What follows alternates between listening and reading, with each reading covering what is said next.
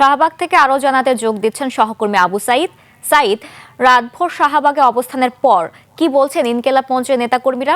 আজকের দিনের কর্মসূচি ও অবরোধের বিষয়ে বিস্তারিত কি জানতে পেরেছেন আমাদের জানাবেন।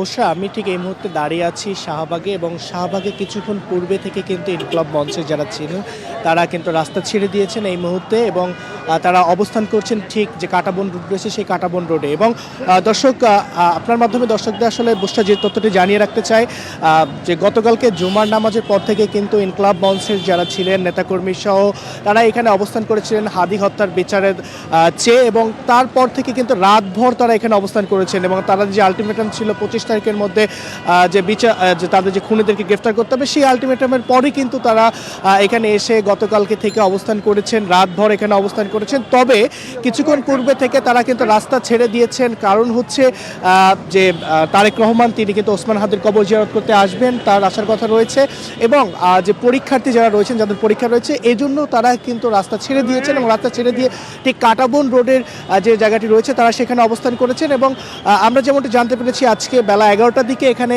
কিন্তু শাহবাগ হয়ে কিন্তু কাজী নজরুল ইসলামের যে কবর আছে সেখানে কিন্তু তার পাশেই হাদির কবর, সেখানে কবর জিয়ারত করার কথা রয়েছে।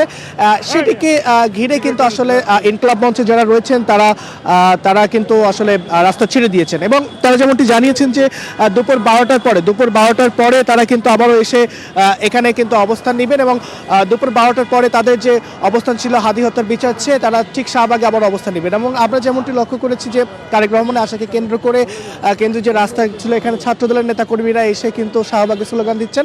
অর্থাৎ কিছুক্ষণ পূর্বে থেকে কিন্তু ইনকিলাব মঞ্চে যারা ছিলেন তারা ঠিক এই রাস্তা ছেড়ে দেওয়ার পর থেকে কিন্তু এখানে আসলে ছাত্রদলে যারা ছিলেন তারা এখানে এসে জড়ো হয়েছে, তারা স্লোগান দিচ্ছেন।